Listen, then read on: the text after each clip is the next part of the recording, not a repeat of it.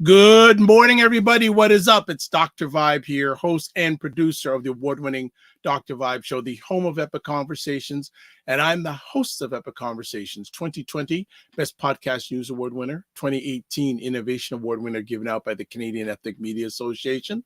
I also co-host and co-produce the only online show in the world for dads and fathers and male caregivers that is sponsored by Dove Men Plus Care. And since 2022, our team has reached out directly and indirectly to over 300,000 fathers around the world.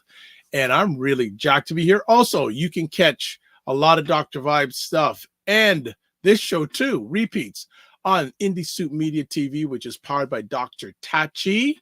Dr. Tachi out of Fort Lauderdale, Florida, just started this network over just 3 months ago, was planning for a long time. And it already has, it's 13,000 YouTube subscribers. So really fired up about that. And this is a rare Friday appearance. Look at him getting his collar right. Yes. Ryan Knight, what are you doing here so early on a Friday? You know, the kiddos have a little PA day. So there we go. There you go. Because usually Ryan will tell me he can't make it, or he'll come in halfway through the show and he said, "Can you send me the link?" So here I am 2 minutes before the show trying to get this link thing down. What's going on, sir? You know, things are going well. So tomorrow we have, and I'll talk about tomorrow in a sec. So for those that have forgotten who I am, because I'm not here some Fridays, I am one of the co-founders of the Afro Caribbean Business Network. So we support entrepreneurs of African and Caribbean heritage, really to figure out what stage the business is in, and then help them create a strategy to grow with getting them access to funding and helping them with their marketing and sales. And I am an entrepreneur myself. I run a company called, so we provide mobile waterless car cleaning. So we go to people's houses, their offices, clean their cars on the spot without using water, and our plant-based eco-friendly cleaning supplies. And we have our first youth entrepreneurship in-person training day tomorrow. And I believe I saw one more spot is available. So if you have a dirty car and you can make it to Brampton, we will be training detailing out in the parking lot at our office. So looking forward to that. If you can tolerate Toronto traffic to make it to Brampton, because I was out in Brampton last Sunday. The drive out there was brutal. Yes, it was very brutal, but it was cool. So before we go any further, let's shout out some people already in the house. Stephanie Joseph, good morning. Fitness IQ Cam, good morning, otherwise known as KSEYLRWFQ KOK Office of Tim Frey, good morning. It's good to be alive. Not so good to be, it's great to be alive. JG Mars is in the house from Colorado. What is up? What is the weather in Colorado? And Stephanie Joseph says, amazing. This is fantastic to hear. Love, great energy going on so far. What's been going on, man? You know, beyond getting ready for the detailing night season and training the young entrepreneurs, of course, I got to give my gala report. Oh, so God. There's 3 that I got invites for. First Friday's 30th anniversary is tonight. You're reading my alleged mind. Yes. I was going to shout out to Warren Salmon for having the yes. First Fridays going on 30th anniversary. Absolutely, 30 years. And he'll say it hasn't missed a month. So wow. Dedication. Okay, so that's one gala. And that one's downtown at the Globe and Mail, building, which has a nice venue. Frontlines. So shout out to Station, who run the executive director of Frontlines. I saw they're doing a gala fundraiser. When's that? I didn't even look at the date. I just saw it. Okay. I'll check that later. Yeah. So shout out to Station and Toronto Community. Oh my gosh, TCBN. So Toronto Community Benefits Network. They're doing their diversity and inclusion awards in the construction industry. That is June 14th. So next Friday. Yeah, I gotta Yeah. I'm playing back and forth with someone on trying to get a live conversation with. Why am I forgetting her name? Rosemary. Yes, yes, yes. Trying to see if we can nail that down. So that's great. So what? So Gallo Point. Anything else going on this week? No, I mean that will definitely keep me busy. But Okay. beyond that, what's happening? No, nothing too much. How about yourself? Well, a few interesting things. Yesterday, I went to the Soundwave Summit, which is a podcasting summit run by, Shirley Joseph of Black Canadian Content Creators was really critical involved in that. So I went down. That I was hoping at 11 o'clock during the day, the traffic would be great. Going down the Don Valley, it stopped. I go, okay, is there an accident? No. Grass cutters. So they're taking up one lane. But the Oh, grass mercy. so Listen, leave that grass alone. yeah, right. With the construction downtown and all the detours now, they're saying it's adding 25 to 30 more minutes. Actually, yes, we're talking Toronto centric here for everybody, but I heard on the news that the traffic to the commute downtown has risen by an average of 250%. And this is going to be for another few years. Yeah, it's not even like they said possibly 5 years. Yeah. So for me, I'm trying to get it short. Yeah, went to the summit.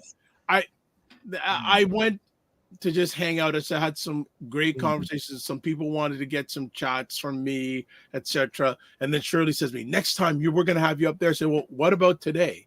But that's another conversation. Yes. But that was okay. But during the conversation, I had a potentially very interesting business call that could learn into a very interesting collaboration with a top 20 Canadian organization. Excellent. Love it. So we're not going to give too much details on it. The nice thing is myself and the other members of the team were introduced to them by somebody else. So they're championing us. Right. Nice. So and I just got a note, from station, October 5th is when Frontlines. Yes. And you know what? And we have great family here. So okay, Fitness IQ says, there we go. So I guess she likes how I referred to her. Stephanie Joseph says 30 years already for for First Fridays. Yes. JG Mars, it's a hot Colorado morning. So we are international, by the way.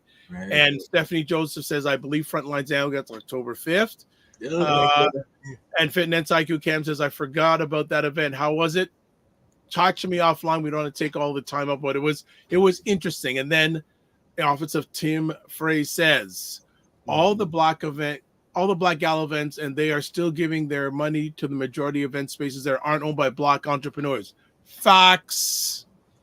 Well, no, can bring it back up. Yes. And he's asking, what are you doing about that, Gala King? LOL. The list is there. I've even shared the list with Tim Frey. But one thing to keep in mind, and again, not to throw anybody under the bus, but when we're looking to do events at Black venues, and I believe Nia Center was on the list, it wasn't able to get done. And I don't know why. And others have been trying to book events there. So even Dream Suites, I reached out to do an event there, and all of a sudden they're not doing events anymore. So we have to figure out how to make the user experience seamless. What's going on under the cover? Why aren't they able to do those things? Good question. Are they hiring an event manager? Like, it's nice to have a space, but you have to have somebody that drives to make sure that it's booked, and that is their job. Marketing. So here's an interesting well, actually, you know what? Why don't I do this? So, as always, please subscribe to the Dr. Vibe Show on YouTube and hit the notification button. Please like the Dr. Vibe Show on Facebook, LinkedIn, and Instagram. Also, if you want to advertise your business, product, or service on any of the platforms that I'm a part of, please email me, dr.vibe at the dr, vibe@show.com, and join our Discord group by emailing me. And so, you know what? I'm going to do some program alerts right at the front end. Coming up on this Sunday's Black Canada Talking live at 5 p.m. Eastern, we're going to be talking about the challenges with Black mental health and how we can do better in our Canadian society. We have two certified psychotherapists who are part of the Canadian Psychotherapist Association. They're going to be giving their take and some of the pushback they've got from that organization advancing this. Oh boy. Also coming up on this Monday show, she's back already. Yes, Carolyn Nicole is going to be talking about how not to lose your health on your vacation, part 2. And then, as always, check out Primetime Saturday with Aisha and Lala. And they make sense out of the nonsense of what's going on in America. All right. Live at Saturday p.m. Yes. So I just wanted to get those things in. Actually, there's other things on, but I here's an interesting question. What is the second most popular pop brand in America? Pop, like soda pop? Yes. So, okay, what's number 1? Let's see if you can get number 1. Okay, that'd be Coca-Cola. Right. Now, who is number 2 now? Hold on, it's not Pepsi? No. Wow. Who else is there? I don't even know there's a number 3. And that this is is it Red Bull? No, pop quiz. No, Pepsi is not number 2, and and Stephanie Joseph said Coke. Yeah, but no. I remember Snapple used to love to be number 3. And actually, this brand has been around, I think, actually, definitely longer than Pepsi, and maybe longer than Coke, but definitely longer than Pepsi. Who else makes pop? Because Coke owns so much subsidiary brands. I was gonna say Sprite, but then Sprite is part of Pepsi. Pepsi, yeah. What is the number 2 now by brand? Is it Grace? No. Come on, Ryan. Come on, Ryan. I buy a lot of pineapple soda, so I was thinking we pushed them over the edge. Okay, well, you know what? We're gonna go to break. And it is the first Friday of June, so we're going to be bringing Wayne Harris. So we're going to take a break, and then we're going to bring Wayne on. We'll ask him that question to see if he can get it, but we're going to go on a quick break, and Wayne Harris will come on, and let's see if Wayne can answer the question. So, actually, let's see if we have another guess. That's Stephanie Joseph goes, Grace, LOL. That's funny. Grace, what percentage do they sell in America, Ryan? That's hilarious. All right, we're going to go to break, and let's see if anyone else can find the answer to the question, or even if Wayne Harris can find the answer. We'll be back in about a minute and a half. Look at him wonder. Okay, we'll be back. Hello, everybody. My name is Paige. I am a marketing consultant and the host of More Than a Mom, the podcast. I am here at the Soundwave Summit, and I had the pleasure of speaking with Dr. Vibe, and the gems he dropped were unmatched. An accidental conversation really changed my whole plan. And if I had him 3 years ago when I started my consulting career, it would have made a major change. The biggest thing that I learned that I'm taking with me is understanding that I do not have a show, I have a solution. And I think that's something that's not talked about enough. Another thing that really adjusted my mindset was the power of positive language. I was telling him about some of my problems are asking for help. I'm always pouring into other people, but it's hard, and it's a problem that I can't get that same thing in return. And he said, it's not a problem. It's something that, what did you say? Not a problem. You said, oh, it's a challenge. It's something that's a challenge for me. And that simple adjustment of language, I went away to lunch and I called 4 people and I'm like, hey friends, we need to change our energy. We need to change our outlook. We are solution-driven people. We do not need to do things the way society tells us to do things. This checklist that we feel like we need to fall under, this 10-minute conversation we had, it changed up everything. So I'm so thankful for the gems. I feel like I'm going to go back and make a whole new to-do list that's based on how I need to do things, a different way of looking at things, and I'm just so thankful. So thank you, Dr. Vibe. All right. Nice. A young lady that I had a chance to share with yesterday at the Soundwave Summit, and it went really well. Okay. Okay, so before Wayne comes on, someone got the right answer. Fitness IQ. Wait, don't say it yet. Let Wayne guess. Oh, Doctor. No, I do not believe that. Dr. Pepper is the number 2 brand now when it comes to soft drinks. I refuse to believe that. Dr. No, Pepper. it's true. And They only have one drink? No, they have a few. And Stephanie Joseph, Keurig, Dr. Pepper. I had to go. See, I had to Google it. You see that? You cheated. All right, let's bring Wayne Harris to the stage. What is up, Mr. Harris? All good in the hood. How are you guys? Outstanding, outstanding. Did you think Dr. Pepper was number 2? Did that come into your guess? You know, I'm a baby from the 80s, you know, coming through my teen years in the 80s. So it was a Pepsi Coke challenge. Yes. Yeah. Back in the day. But I knew a strong number 3 would be Dr. Pepper. Mm-hmm. Mm-hmm. So I haven't drank Dr. Pepper in years. Yeah, well, and here's one of the things with Dr. Pepper. For those who watch, especially college football in the U.S., they are all over that. Like they sponsor so many different things, and so they've really put themselves out there, especially in the college market. Gotcha. In the U.S. I'm surprised Mountain Dew didn't come in 3rd place. All right, I think that's a Pepsi product. Yes, I think it is. Okay. I think it is. That's why I thought Dr. Pepper was under one of the two. One of the two, yeah. Yeah. Stephanie Joseph says, "No, seriously, who still drinks Dr. Pepper? I don't drink it at all. Like, is it in Canada? Like I thought that. Yes. Yeah. I don't even see that. Or you know what? I thought it might have been, as I'm thinking, root beer. Like is right, that A&W root beer, yes. or something like that? Yeah. All right. Well, always good to see Mr. Harris's house. Before we go any further, program alert, everybody. June 21st, 9 a.m. So I think the last time Ray was last time Wayne was here, he came up with this Black Belt Conversations. So nice. The first episode, it's going to happen only every few months, family. So I'm telling you from now, Black Belt Conversations. We had another great win this week. Had a conversation with Wayne and Ray. I didn't talk much.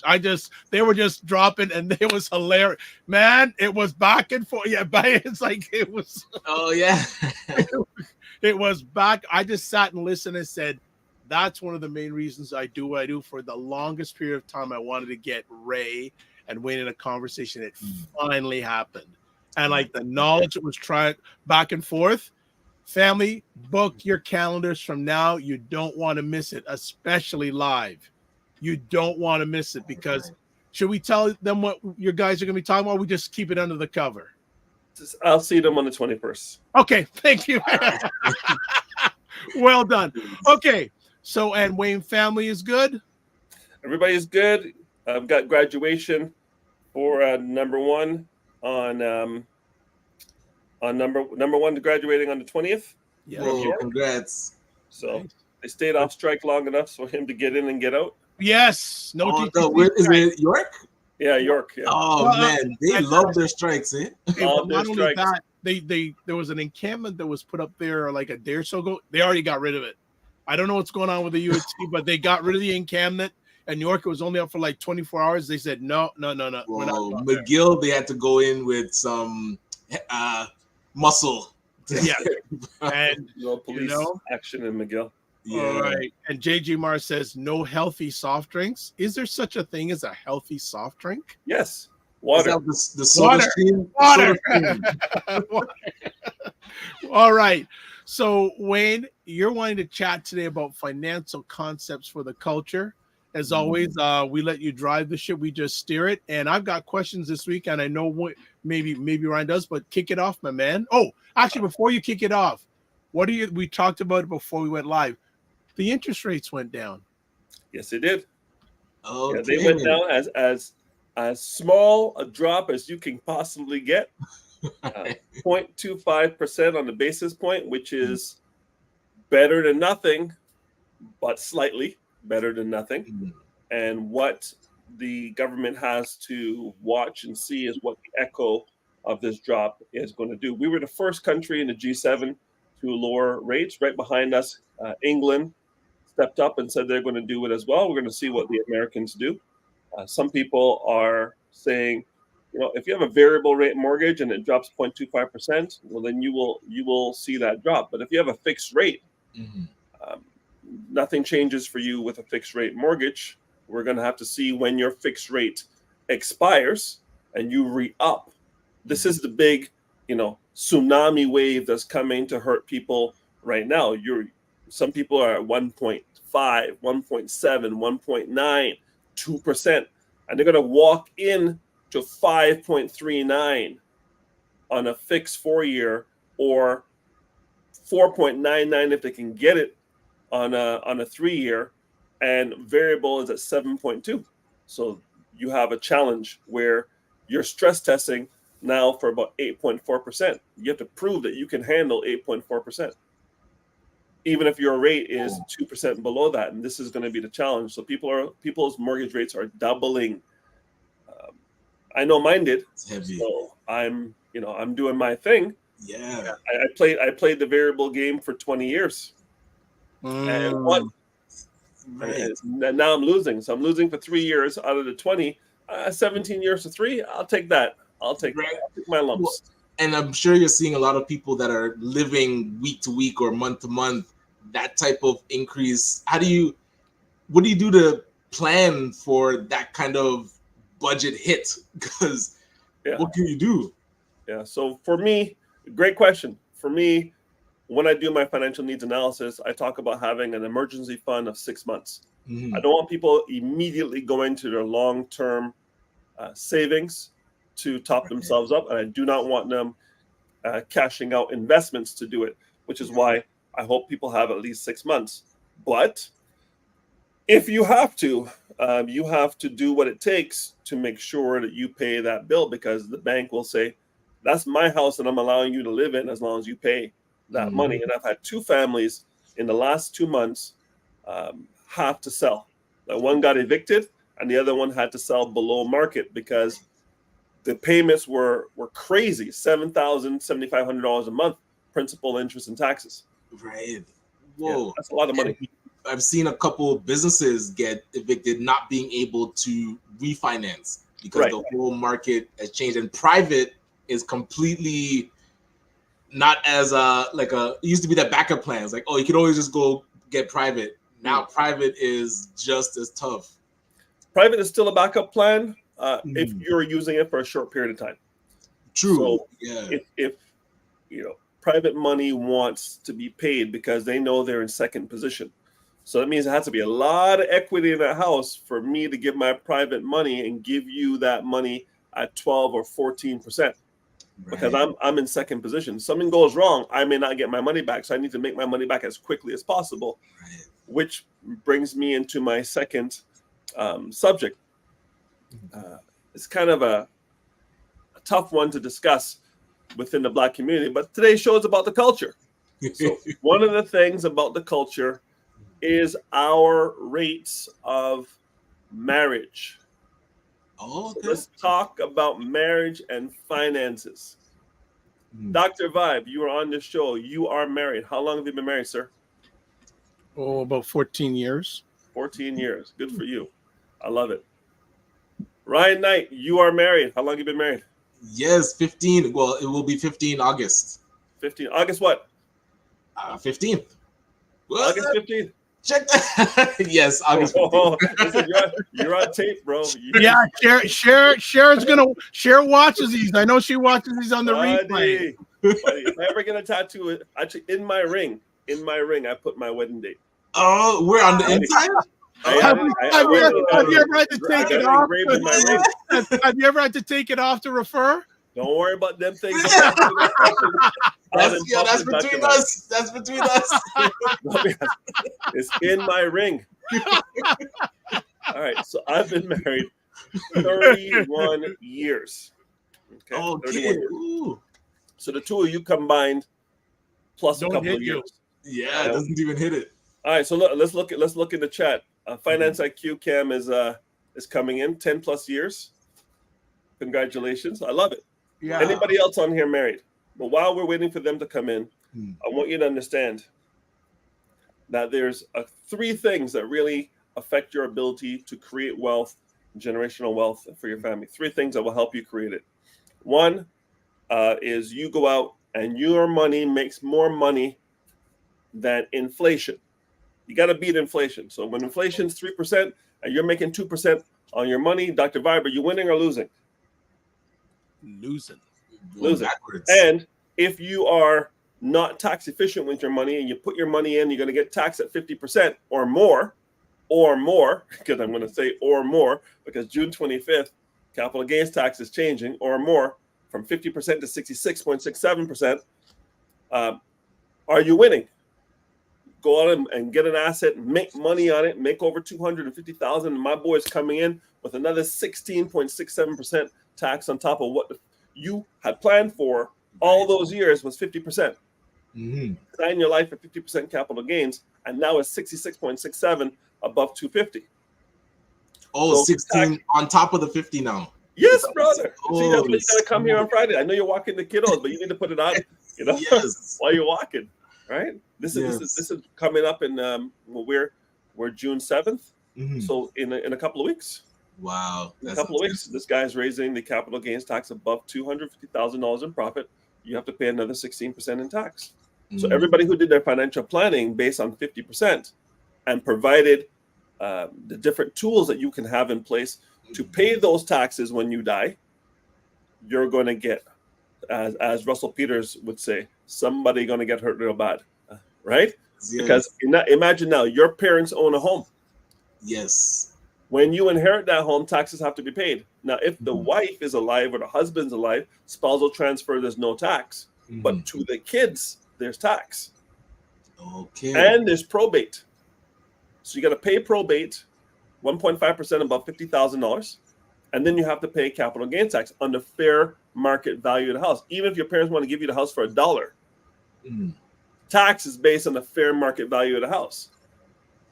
So they bought the house for $150 in Malvern. Now that house is worth $1 million. That's an $850,000 capital gain.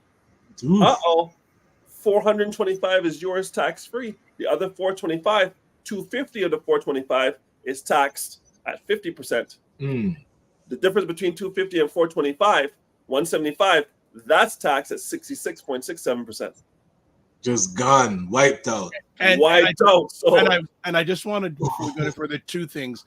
I know we have audiences around the world. We're talking about Canadian law, Canadian capital. And one other thing, Sharon Knight says, "Morning all." August 15, 2009. Ryan, I am off work today and watching live. LOL. See? Good man. Ryan, all you have to remember is August Vince Carter. Yes, I'll take August Vince Carter. I'm August Kevin. I'm August Kevin. I'm big ticket. Yes. Kevin Garnett. I'm August big ticket. Oh, okay. 21. All right, let's get back to this. So you see, share watches. Share watches. I know. Go ahead. All right. Go ahead. So when we're looking at what destroys wealth, we talk about taxes, we talk about inflation. The third thing that destroys net worth is the breakdown in the marriage. Okay, right. Or lack of marriage. Now, Wayne, I want to stop right there because this is very important. And I'm a person who believes the greatest area of wealth for Black or African people is the family. And we don't know what the stats are in Canada, but I'm sure they're pretty high too. But in the United States, at least 70% of the children of African or Black people, single parent. Yeah. And I want to also go deeper. What impact has history had on culture and wealth? Well, Canada has zero stats on that. I know you had a gentleman on here, Dr. Justine Pierre, who is building up databases on Black statistics in countries that don't normally take those statistics. And he has a thriving business filling that gap. But let's just look at the United States, which is our neighbor to the south, where 80% of our gross domestic product comes from. And we win when our Canadian dollar drops in value. The Americans will buy more Canadian goods, but everything we buy from them, which is 80% of everything we have here, becomes more expensive because our dollar is dropping. So you win some, you lose some, right? Macro and microeconomics and all those things. And my son has a master's degree in now that he can talk about one day on this show. And maybe I'll bring him on to talk about that. But what I want to tell you is this. Between 1619 and 1865, marriage was illegal for Black people in the United States. Okay? Slavery. Not supposed to get married. You're jumping over brooms. You can't publicize it. Ceremonies are done at night. Yada yada. Okay, that's one of the histories. Then, between 1865 and 1965, we have Jim Crow in the United States, in the southern United States. Okay, so separate and unequal. Okay, over 4,000 lynches. If you've been to the lynchings, if you've been to the American Museum of History, African American Museum of History in DC, it's fairly new. I was there last Christmas. A very impressive building and very impressive display. Something that I would recommend to every person of color or not of color to go and see and get the American experience of that time in history. Right. So Jim Crow, separate and unequal. So what are you going to do?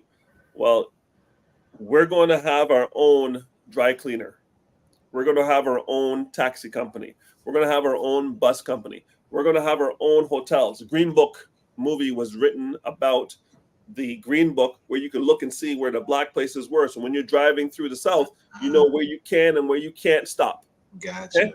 Green Book.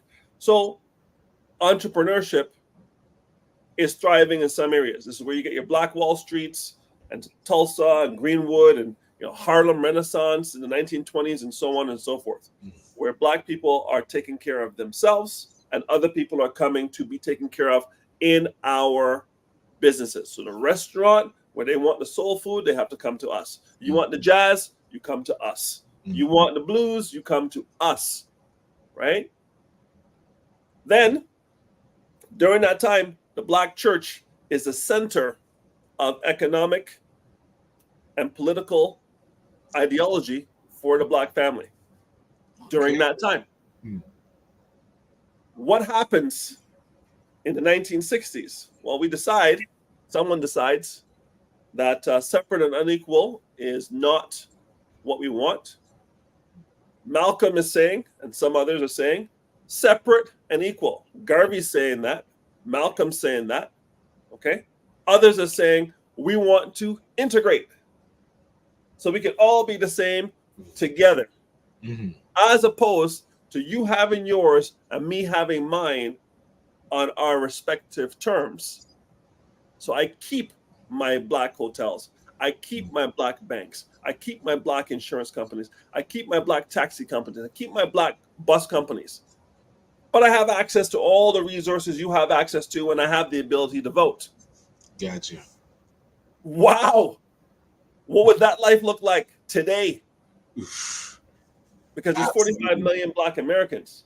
But we'll talk about why there's only 45 million Black Americans when there were 90% of the population in the South before the 1970s. It's another show. But let's talk about this now. So we're talking about wealth. So the Black families together, the Black church is the center of the universe for the Black family. Jim Crow's there. You got to depend on yourself. You're going to work in the white areas, but you're going to leave the white areas, sundown cities, and get out of there and get back to your cities. And they're doing redlining to keep you where they need to keep you. Okay? This side of the tracks, that side of the tracks. That's where that comes from. This is redlining, where you weren't allowed to buy a house. No one could sell you a house. There are people who are building houses, and they said it was white only, suburbs. Okay? And anywhere there was a Black thriving area of the city, that's where the highway came through, and they pave over, expropriate the land, kill the Black economic engines of the community, and run the highways through those cities. And you see that, for yourself in Montreal, where I was born, in a city called Montreal, downtown Montreal, known as Little Burgundy. The Villa Maria Highway cuts right through that community. What? By design. That is what. Okay, so you can go and do your own math, and the Americans on here can hold me honest. But this is what they did. They ran to make sure that the highways came right through the economic engines. And if that didn't work, they would just burn them down. And right? I was curious, after in the U.S. they were able to start getting married, was marriage rates high or Very high, 83%. Okay. Because again, the Black church is the foundation, and the church promotes marriage. Because if you promote marriages, you have kids. If you have kids, you have congregations, right? So it serves the church. Yeah. This is why if you look at farming and rural, you need hands. Someone's got to feed True. the kids. Someone's got to feed the chicken, the cows, the pigs, and do all those things. Chores. You have a job. Right. So that creates the economy within itself. And again, before the Industrial Revolution, father and son, mother and daughter, father would teach his son what he does. If he's a blacksmith, the son would be in the blacksmith shop watching his father. If the mother was a seamstress, the daughter would be watching the mother. The mother cooking dinner and the grandmother's cooking, the daughter's in there watching them while the guys are out in the fields or out in the barn, out doing what they're doing.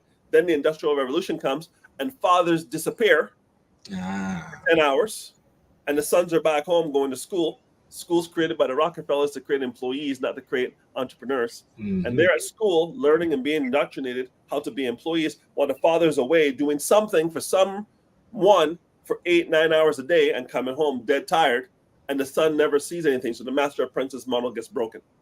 Right. Okay. So now the Industrial Revolution comes. We have that going on. A little something called World War II happens. World War I at first, we don't want you to fight with us. We're losing. You guys can fight with us, right? Same thing with the Civil War. We don't want you. We don't want you. We're losing. We'll take you. You can come and work with us. Okay.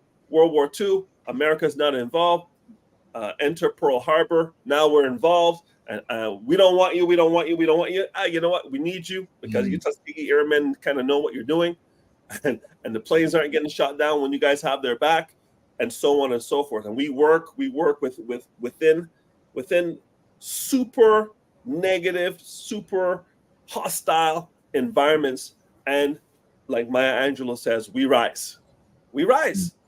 It's unbelievable when you read the stories about what we've been through the last 400 years, and yet we rise. So we are resilient people. And that was a blessing and a curse. Okay. Right? It's a blessing because we're still here.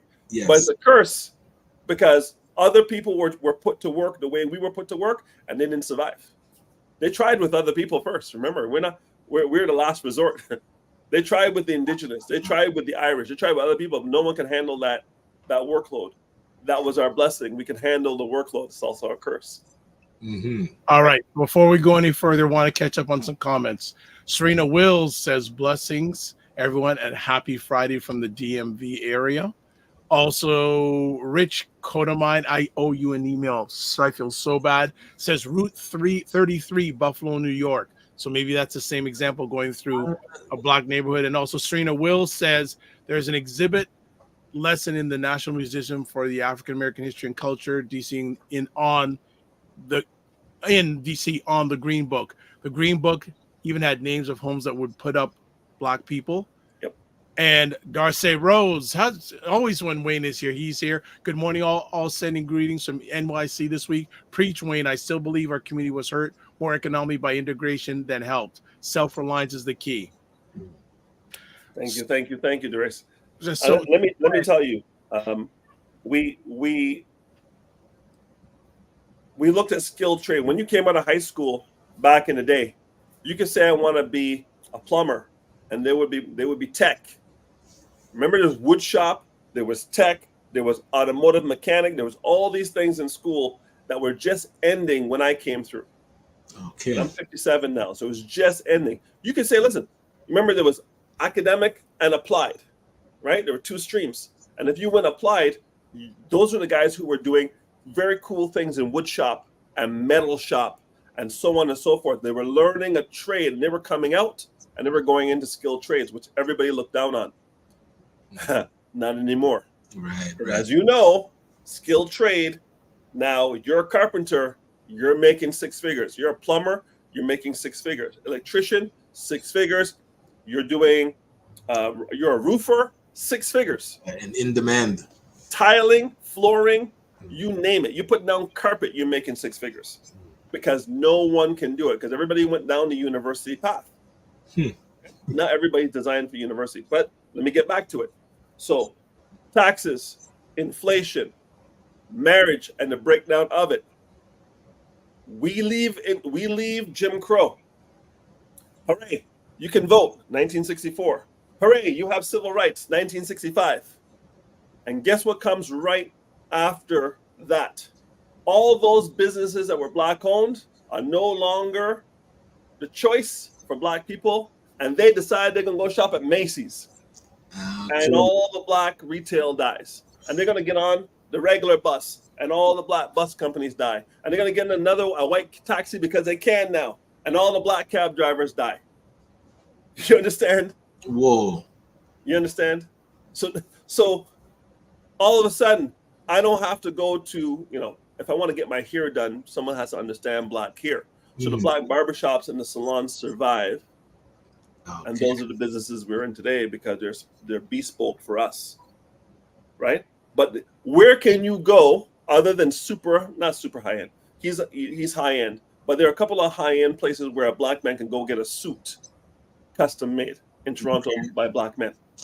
Shout out to Farihara and shout out to Marlon. I can't remember his last name. I think it's Marlon Durant. The guys make beautiful shirts, beautiful suits. They make them for the Raptors and all that kind of stuff. And high end, couple $1,000, a couple $100 for a shirt, couple $1,000 for a suit. But if I want to take my son downtown Mississauga and go into a black-owned shop where he can buy a suit from a black man, he can't do it. Right. He can't do it. I hazard a guess he can't do it anywhere in Canada.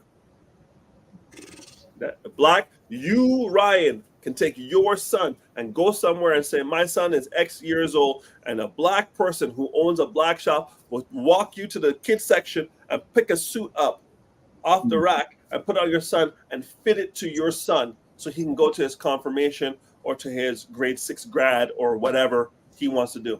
I doubt you can go anywhere in the country. Correct me if I'm wrong. And everybody who's online, let me know. There was only one guy in Port Credit, Lakeshore, but I don't know if he did kid suits, but he did do adults. But yeah, I can't think of anybody else. But every time we go to a gala, everyone's dressed in suits. Exactly. All right, we're all dressed in suits. We're dressed in tuxedos. I see people wearing the kente cloth and the kente, all that stuff. My sister got me a beautiful kente cloth bow tie for my 50th. But when I rock that, people are like very impressed. But where can I get it? Your guess is as good as mine. I was in Kensington Market a couple of weeks ago. I saw a lot of pop-up and a lot of small shops that were black owned, and it was Black Sunday, and I went in there and I bought stuff from black vendors in those places, and I was like happy to do it. But I had to buy the suit from a guy who sold me suits for 25 years. He doesn't look like us. Gotcha. But he gives me a good deal. And the guy who is in the shop selling me the suits looks like me. So I'm getting it from that perspective. But I cannot buy an off-the-rack men's suit or men's clothing that is not urban, however you want to dress it up.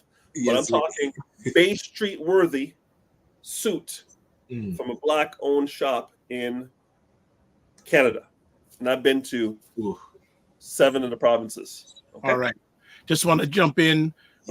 Roger Dundas says, morning, gents. And Ray McMillan, the McMillan Group, says, good morning, gentlemen. Very important conversation. As I said, 2 weeks from today, Black Belt Conversations. Ray McMillan, Wayne Harris. Man, I should have recorded the conversation we had this week. That could have been a great pilot right there. Ray is the coolest brother I know. This guy's in his backyard. I see the glow from the pool in his backyard, and this guy is out there living his best life, and he's in the camera saying, "You too can be like me." Right? Yes. He's saying, "When you find out where does Ray get his suits?" That's a good question. That's a good question. So, look, in regards to culture, what good or bad messages is culture sending our people when it comes to financial concepts? Okay, good question. Let's finish the first one, and I'm done. I had to give you the background to let you understand that the mindset of the Black person in North America. I'm going to focus on the Americans because their history, our history reflects theirs. We were going through the same sort of things, not to the same degree. Slavery was in Canada, yes. There was not Jim Crow laws, but there were places we knew that we shouldn't go, and we were not welcomed when we went there. And we kind of stuck together in the western part of Quebec, Montreal, where I grew up. And when you look at Toronto, Bathurst and Bloor is kind of mecca for Black people here. Now that has moved north. Some places you will say it is the Jane and Finch corridor. Other places you'll say it's the Malvern corridor in the east. Yeah, they're being right? gentrified, man. They're being gentrified. Understood. But what happened is when you are in the Bathurst Bloor area and you go back 50 years or 60 years, we're not buying, we're renting. Now we're renting. Little Jamaica, another example. Little Jamaica as well, we're renting. So I say for Little Jamaica, for those who aren't familiar with, it's between Marley and Oakwood on Eglinton in North York. Yeah. Built by Italians, owned by Jews, rented by Blacks. Okay, this is what it is. Okay, and that little area there was mecca for us as well, because we're starting to move into the suburbs. So what happens is downtown, it too expensive or whatever was going on at the time caused people to get lower cost houses in the suburbs. And the first suburb is Scarborough. Second suburb is Etobicoke. So you're going to pick one east or west. A lot of us picked east. So they went and bought houses and got backyards and now can have barbecues because they're in the burbs, right? It's great. But you give up prime real estate downtown and prime footprints for services downtown. The Black doctors are going to be at St. Mike's, not going to be at Centenary, right? The Black dentists are going to be downtown in Kensington Market. They're not going to be in West Mall, right? Not at those times, right? Today, that we're ubiquitous, but back in those days, the core was there. And that's where the Black vote last had any power.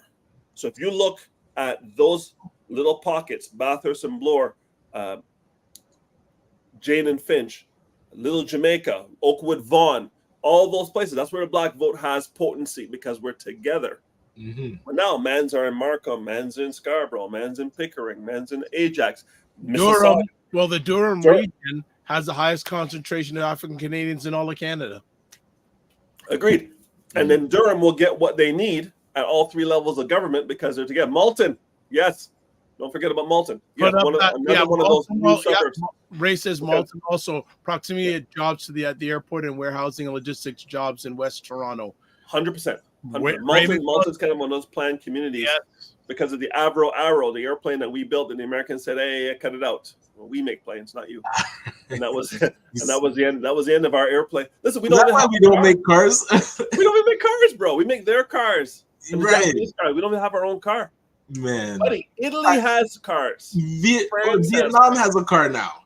Who? Like, Vietnam has a car. The VinFast. Man, listen. So anyway, Canada has made a lot of moves that you have to understand the history and the politics of the history to get things done. But taxes, inflation, and the breakdown of the family are causing us to fall behind. We have the lowest net worth in the United States, and I'm sure those numbers cross the border as well. I can't speak for it because no one's done the study, but when you look at top, Asians at the top, South Asians right there, then you got white, then you got Hispanic, then you have us on the bottom. I just want to interrupt that was really put out when Dr. George Fraser pointed this out during his sharing session at the most recent ACBN. He brought it out, the stats. People who look like us, even so, if the married people who look like us at the bottom culturally, can you imagine where the single person, right? Right, yeah. So what's the poverty line in Canada? Like 25 grand. We have a lot of people making 25 grand in this country. that look like us. Right. That's 2 G's a month. Bro, you can't rent a 1-bedroom for less than 2,500. So if you're making 2 G's a month, you're toast. And if you're by yourself and you have multiple children, you're going to get the child credit from the government. There may be some other bonuses. We used to call it baby bonus, affectionately baby bonus. But there's some other things you can get from the government. But holy smokes, as soon as that child turns 18, that money's done. That's why you see a lot of women in our community, and I'm going to get in trouble, right? 18, and they have newborns, right? Because they had the first child at 16, 17, 18 years of age. They're 36 years old. 18-year-old comes off the government books. Newborn baby born. Why? Because another 18 years of the good stuff, right? Again, I'm going to get in trouble. Yeah, I know you don't get it.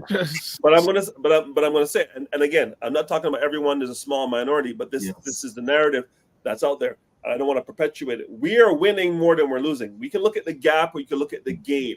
All right, what's the gain? The gain is everybody on this screen has gone to higher education. Whether you finish or didn't finish, you got the opportunity to go. That wasn't available 100 years ago, unless the HBCUs came into play. People fighting to get into Harvard, people fighting to get into those predominantly white schools, and some of them did.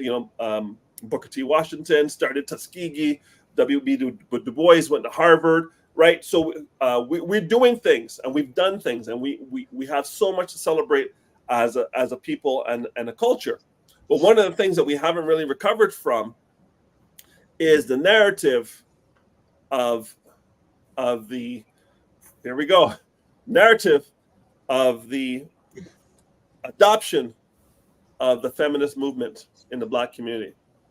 Interesting. Right. Okay, so LBJ comes into power. He creates social welfare, and the feminist movement comes in at the same time. The Black Panther Party is coming in at the same time. Martin Luther King is now dead, right? 1960, 68, and they kill Kennedy, and it's over for the Black Camelot of political power. Both Kennedys are gone, and King is gone. Malcolm X is gone. Medgar Evers is gone. I mean, it's tough. And now they're getting rid of Huey and everybody else in the Black Panther Party, and they're just taking us out. COINTELPRO is doing their job, and they're just wiping out. They say kill the snake, to cut off the head, and the rest of the body will die. And they're cutting off the heads of all the leaders of the Black community, leaving us headless, which allows the feminist movement to come into play, because our men are going to Vietnam in higher rates than anybody else. Why? Because they start with people who are not in university first, and then they get to university. World War II, they got to university. What's his name? Tom Hanks, who plays a guy. I think he was a teacher. Well, he's in World War II because they started running out of guys who didn't have high school education or less. So now all these guys, they're coming, and you notice he had Lieutenant Bars or Captain Bars on his shoulder because he has university education, right? So all the brothers are going to Vietnam, okay? And they're going on the front line infantry, where they're going to go up Hamburger Hill and get mowed down. So we lose a lot of our brothers in the 60s and 70s of Vietnam. Then we come out of that, and then what's his name? Nixon says we're going to have a war on drugs, which we all know now with the Freedom of Information Act is now the war on blacks. So what he does is he starts working to increase the prison population with Black people, demonizing marijuana, and cocaine wasn't a thing. Heroin was a thing, not cocaine. And that's going through the Black communities, and it's being planted, and then the cops and all this stuff, and the stop and frisk and all this stuff goes on, right? Then something happens. A little something called Roe v. Wade happens. And Roe v. Wade is the abortion legislation. And guess what? Planned Parenthood locates itself everywhere the Black community is.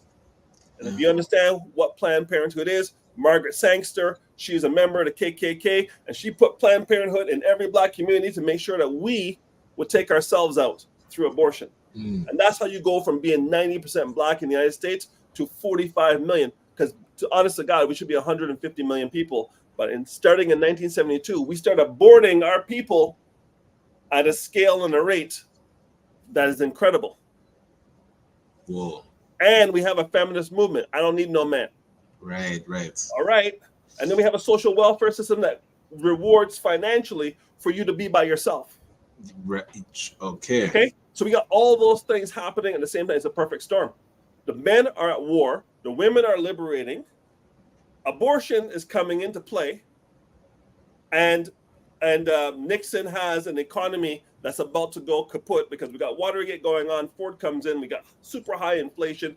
Everybody's unemployed. And then Jimmy Carter comes in and tries to calm things down. He can't. We have the Iranians hostages.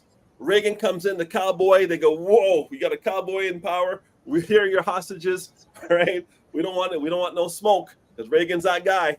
And we go into Reaganomics with trickle-down economics where the rich get the tax breaks, the rich get everything, and the poor get nothing. And then introduce the CIA and everybody else to come in and introduce crack cocaine into the inner city. And then we start mass incarceration. Right. Okay?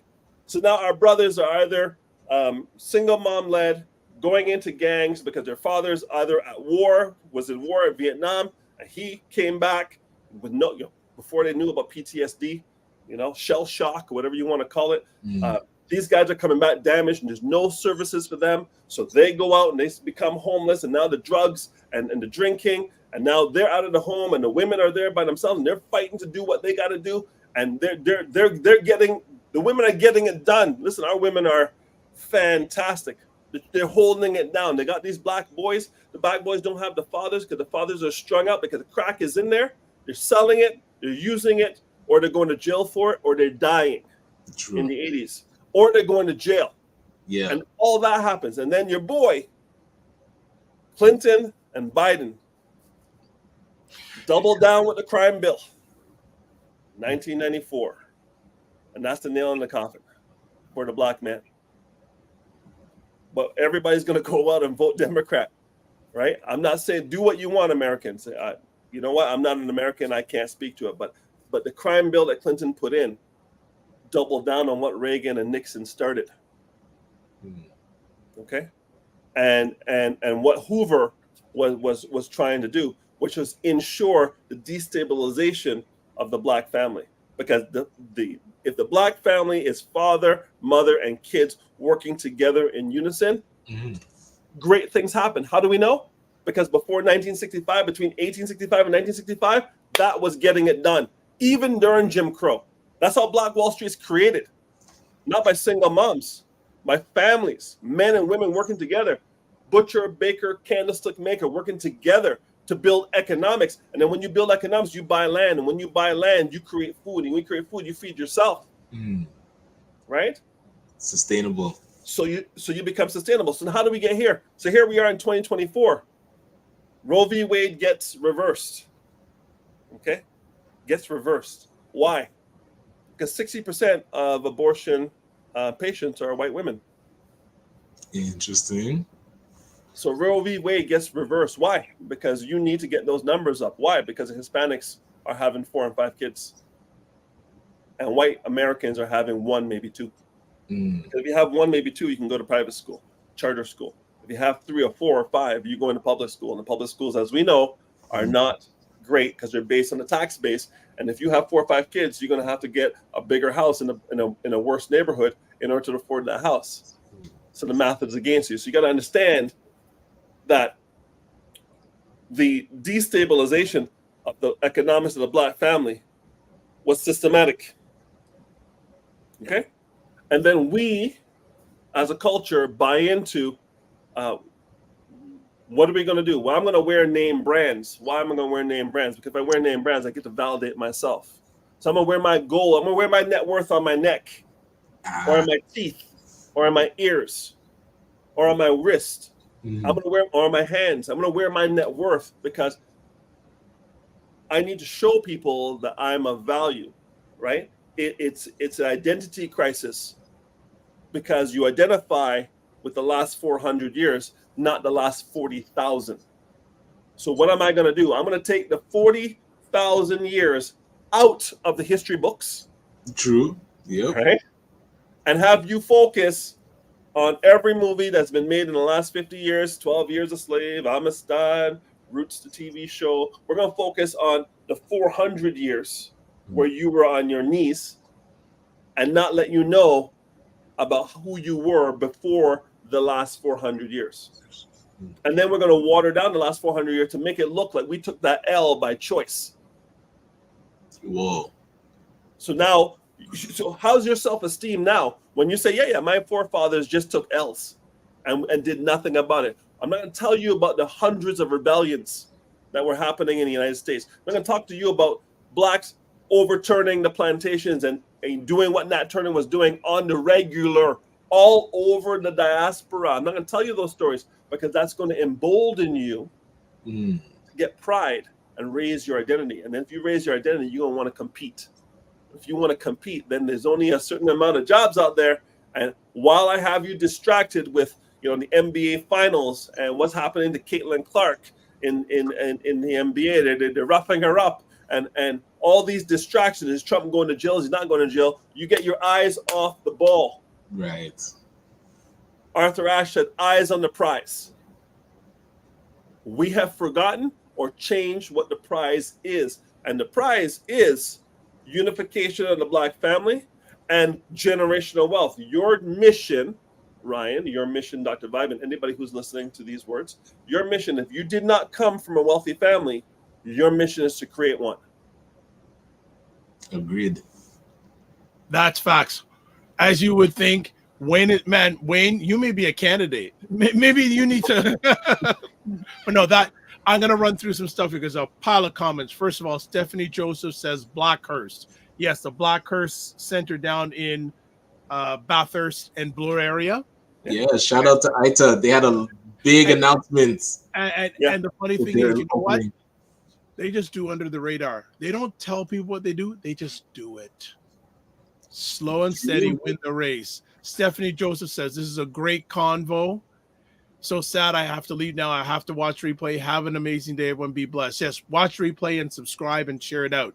JJ Mars, excuse me, says, American social economic structure is probably a mirror of image for Canadian. Yep, absolutely. Dr. Tachi, what is up? Of Indie Suit Media. She is always here. Thank you so much. JG Mar says, when the civil rights bills were signed, the establishment was already hard at work planning to undermine it or minimize the benefits for Black Americans. Next up, the RSA, Mr. Rose says, don't forget who introduced our community to crack. Yes. Dr. Tachi says, Wayne is giving us the history of the world in 2 minutes. Right. Yes. Ray says, Wayne, you have put together an amazing chronology of events that have led to the current state of affairs in the Black family community. Thank you, sir. Also says, after that, yes, he indeed is Dr. Tachi. Okay. Ray also says, visible display of riches, but no real wealth. Facts. Right.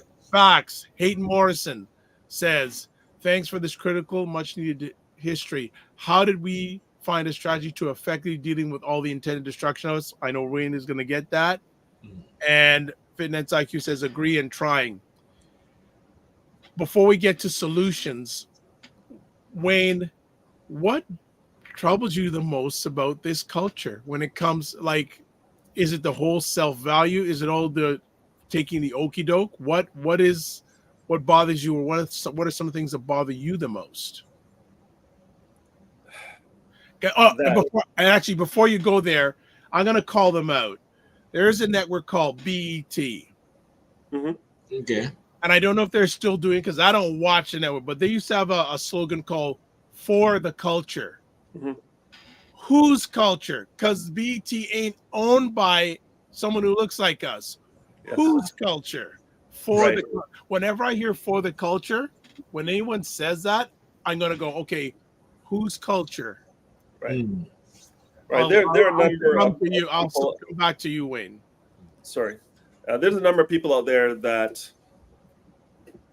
speak to the solutions that we have out there. Thomas Sowell, an economist, Some people will call him a Republican today, but he's very matter of fact about what's required.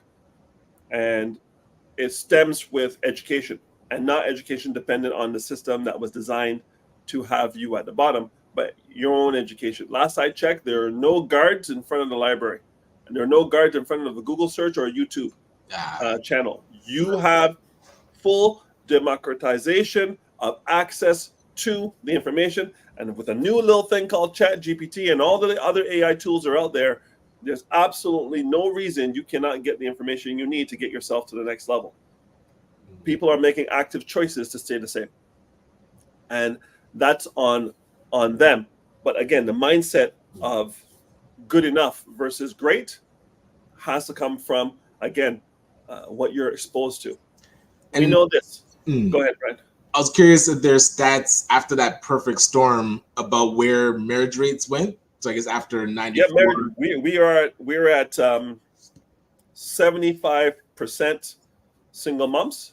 Whoa. Now we have the lowest marriage rates in the United States is about 30%, 35% for women and about 38% for men. Again, American stats. So 60%, 67% of our people have no one. 1 in 3 Black women in the United States has a partner. 1 in 3. A lot of Black women running around looking for men, and the men are supposedly looking for them, but they're not finding each other. And one of the reasons for that is the narrative today is about, well, in order for you to be my man, you need to be over 6 feet. You need to make over 6 figures. Right. And you need to have natural endowments of over 6 inches. So 6, 6, and 6. All right, if you have those 3 things, welcome above. But 666 is also, anyway, we won't go there. We won't go there. So, and again, this is again the narrative being pushed. This may not be reality. You may need to bring on. Hold on a second. How many people just in general have that reality, right? Well, I mean, less than how many brothers are there over 6 feet, single, straight, and are looking to marry today?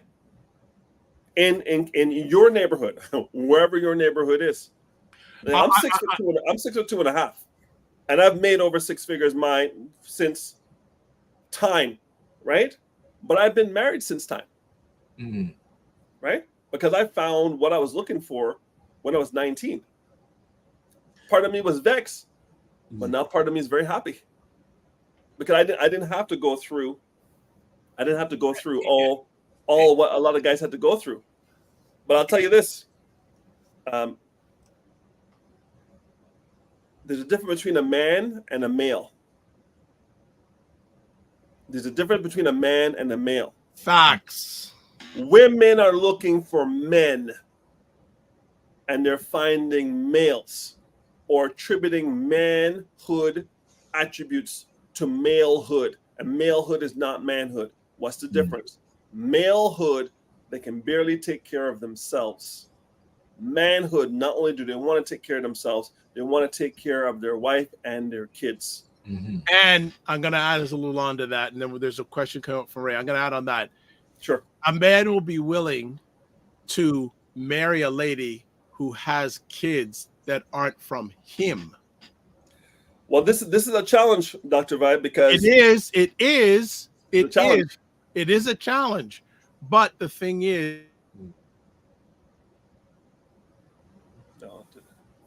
did he freeze or did I freeze? Oh, I think Dr. Vibe froze. No, but that's not ideal, though, right? It isn't ideal. It might be possible, but those men that check all those boxes are typically not looking for women that have kids. They're not, but unfortunately, there is a reality out there that's out there. So there's a number of different factors out there, but I think we as a people should do the best you can, even if for 5 seconds. If there's a youth out there, if you can even spend 5 seconds out there to just give them some suggestions, do it. Listen, single Black mothers. I was raised by a single Black mother, and then by a single Black father, and now I am a father of 2 adult children. I can tell you that the ability for folks who are raised by single parents, it becomes very difficult for them to work together. If you have a husband who was raised by a single mother and a wife who was raised by a single mother, and the two of them come together, well, who's alpha and who's beta? Because all they've seen is their mother do alpha. So she's coming in alpha. He's coming in trying to be alpha, but he's never seen alpha. Right. He's theorizing. Yeah. Asking me how I know. So I'm theorizing alphas. I had to find my alphas, and my alpha was in Mississauga, which is why I live in Mississauga, because he's here. So I had to find him. I had to deputize him and get a surrogate to find him, because my father, I don't remember. I've seen pictures of him and my mother together in the 60s, but I've never seen my father and mother, or my father and another person, or my mother and another person in the alpha beta relationship. Gotcha. Working it together. I had to find that when I came to Toronto. Okay, so if you have that, I'm gonna say this, and again, everybody here on the replay or live can correct me if I'm wrong. I have one question for men and I have one question for women. And when you're out there dating and trying to check the pulse, because when you're out there in the street, you're not meeting the person, the authentic person. You're meeting their representative. They put their best foot forward. Yes, they bathe, they shave, they get their hair did, nails did, everything did, and they come out and their beards oiled up. Right, everything oiled up, and then the 2 representatives meet at a Starbucks, 2 representatives meet for brunch, 2 representatives meet. You don't meet the authentic person, but during that exchanging of information with representatives, I want you, when you get to a certain point, to ask this question. And it is undefeated. I'll go on the record. Here's the question. What's your relationship like with your father? And if you hear negative or non-existent, then the next question is, who's your surrogate? Okay. And if the answer is negative or non-existent, you're going to have a problem. On either side, come for me. I'll stand on that question. Okay, let's catch up with some conversation topic here. Fitness IQ says social media is a lie. Flick Fireworks says blessings. Good to have you here, Flick Fireworks. Serena says this. That part, Wayne, we are looking for men. Also a man who is a spiritual leader of his household and wants to be an emotionally and mentally stable and willing to do the same. To work on his well. Okay, I'm gonna say something to that. Yes, you got to be looking for that, but also, are you that? Don't talk about it. Right? About it. Right? Because if you're looking for that, you better be that or be able to admit your challenges. Because, and we're talking about culture here. Relationships are part of the culture. 100%. So I just put it out there. Next, Mini on Cam. Yes, I have to get you Wayne's contact information. My parents divorced when I was young, so I was not getting the role model I needed to find a mate. While my half brother got my father and his mother for 20 years. They are divorcing now. Oh, so who's divorcing? The parents are divorcing or the kid is divorcing? Yeah, and then Ray says 18 to 25, the most important period in a young black man or lady's life. The choices you make during that time will impact your future in a profound way. Yes, and Flick Fireworks says be the best reflection of what you're looking for. 100%. Now, let's come back to a question from the Macmillan Group. Wayne, how do those stats impact retirement above the poverty line, both in U.S. and Canada? What is your opinion? Well, here's the deal. You're going to have a hard time retiring if you were towards the bottom socioeconomically while you're making 100%. You're making 100% and you're poor. Now you're going to go down to 60%. Right. Right? Listen, this is where we need our tribe. This is where we need our tribe. So we need a real culture. Yeah, we need like there's all these 1-bedroom apartments and 1-bedroom condos with all these people, men and women, by themselves. Versus the homestead that could have one piece of land, and everybody could have a 1,300 square foot home for the same price as a condo, but we got to live communally. So there's a community garden, there's a community swimming pool, there's a community gym, and you just live together. This is what the Punjabis call Brampton. There you go. Yeah, and this is what the Greeks call the Danforth. This is what the Italians call Woodbridge. This is what the Chinese call Chinatown or Markham. Okay, right. You understand? This is what the Ukrainians call Bloor West, right? Everyone is doing it. The blueprint is clear. We just have to do the same thing. More comments here. Mignon Cam says, my father and his second wife is divorcing now for my half brother. I don't understand. So he got remarried. Okay. Half brother was living with them. Okay. Then Serena Wills says, and you continue to meet the representative during the honeymoon phase, as they call it, until you get locked in. Right. And then Mignon Cam says, yes, 100% below poverty line before age 65 is hard. Also, Serena Wills says, if the answer is negative or non-existent, run. Wow. Unless to your point, they're going to do the work, right? I had to do work, right? My wife's parents are an example of what I was looking for, but they live in Trinidad, not here, so I'm not getting that daily dose of what I need to see how I can be in my masculine, she can be in her feminine, and we work together. Also, I have to have the feminine side as well. I'm not always in alpha mode. I need to be in beta mode. When someone comes to me with a problem, one of my children, I can't be alphaing on them. I got to give them what they need to nurture them. So I have that too. But what it is, it's a vacillation on a spectrum. It's not A or B. It's A to B, B to A, depending on the situation. And you have to have the emotional intelligence to get to that level. You have to be willing to do the work. You have to do the work. And it's like that, just 100%, and it's ongoing. You never are there. Right. We're never there. Serena Wills says you have to be that as a woman and willing to do the work. It shouldn't fall on one person. You shouldn't be unequally yoked. That's draining. I agree. Mignon Cam says the yin and the yang. Absolutely. Right? One of the phrases that always blows my mind is, and I'm sure we've all heard it, opposites attract. No, they don't. It opposites attract in terms of, maybe you're an extrovert, I'm an introvert. But there has to be some common foundation, though. The foundation is your values vibe.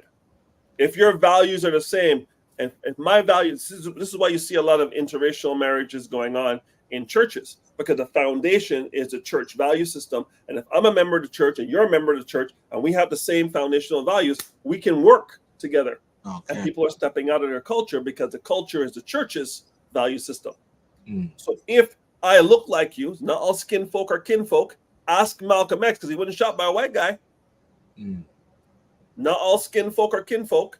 So we have to look past melanin and say, what do we have in common beyond both being Jamaican, beyond both being from Portland, beyond both being from St. Anne? What do we actually have in common from a value system perspective, and then bring that together for the greater glory of the family 100%. To celebrate whatever it is you believe in. Look at this. Hayden Morrison has a great comment here. It says, could we set up an ongoing conference to understand and address these issues? That's an offline conversation, but this is some of the stuff that you'll also be getting again when the black belt conversations happen. They're going to go, like, as I said, that conversation on this week, that was the appetizer. You're getting a little bit more, but when Ray and Way go in, they ain't going to hold back. They're not going to hold back. Absolutely. And I was curious your thoughts on questions to ask on those honeymoon date, not honeymoon, all day, bro. Listen. But the other one, I'm not sure if we saw John Hope Bryant talking about asking a person's credit score on that first date. What are your thoughts? Yeah, what are your thoughts on that? Value. Spending is a value. Saving is a value. So when I go through value system analysis, those things will come up. Right? If someone is renting in a part of town that is of ill repute, Mhm. but their car is brand new with nice rims and tint, Mm. right? It lets me know something about them, Interesting right? It lets me know. culture. Interesting Right. culture. Interesting culture. Mini on Cam goes, many relationships are together because they are trauma bounded. So they bound off sexual attraction, but not common interest. So Sure. yeah.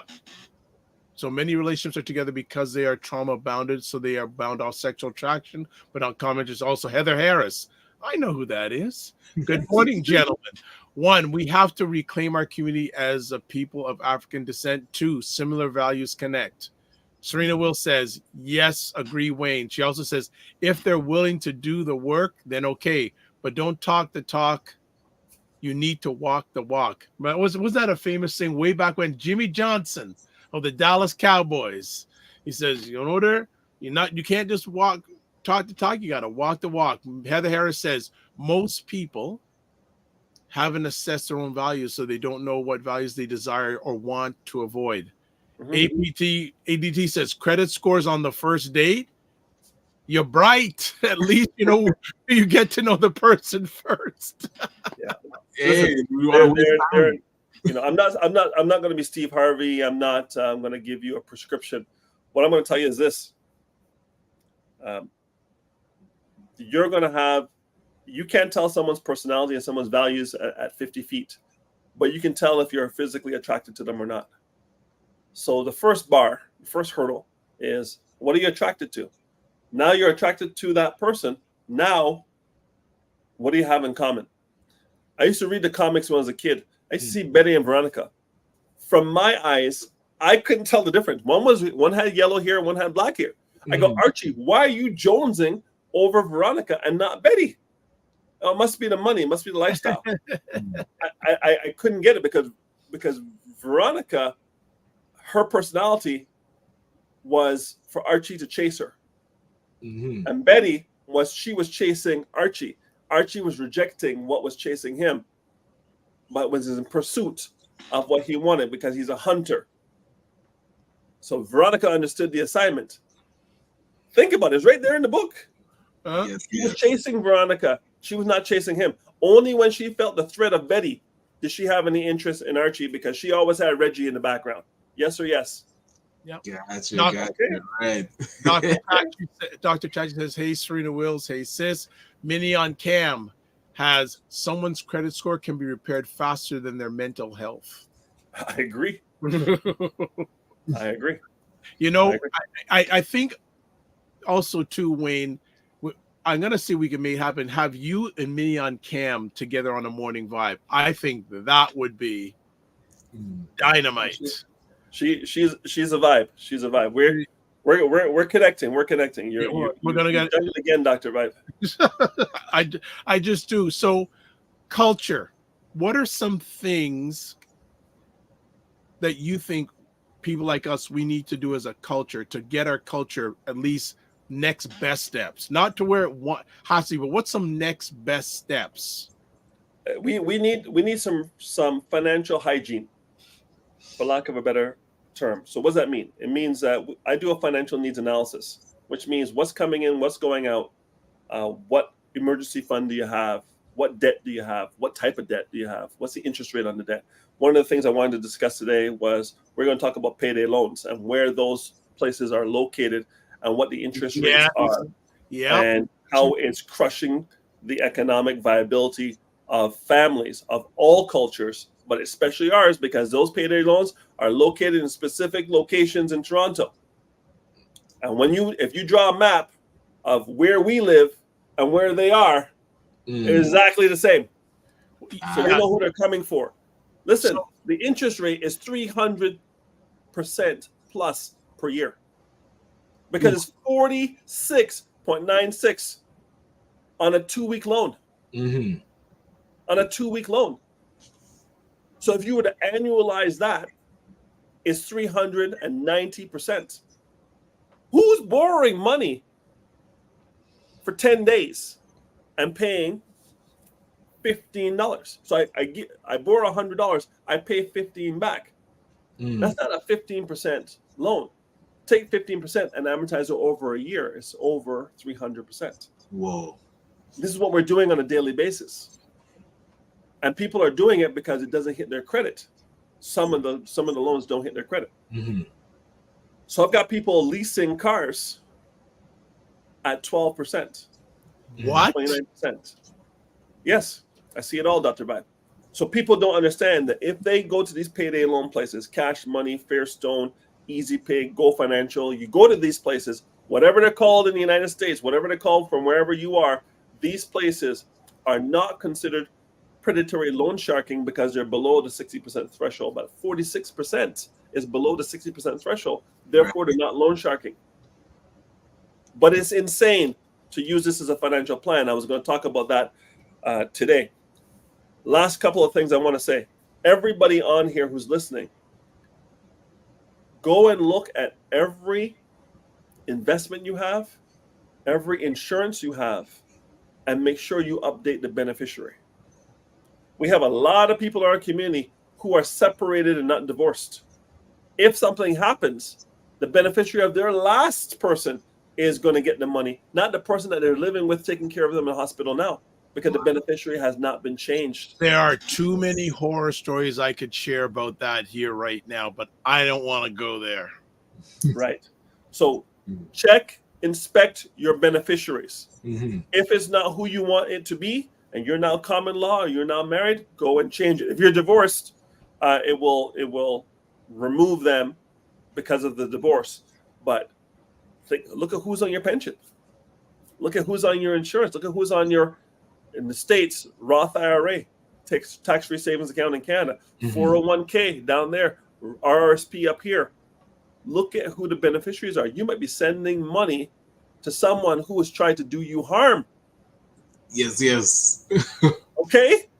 All right, Dr. Ryan, talk to me.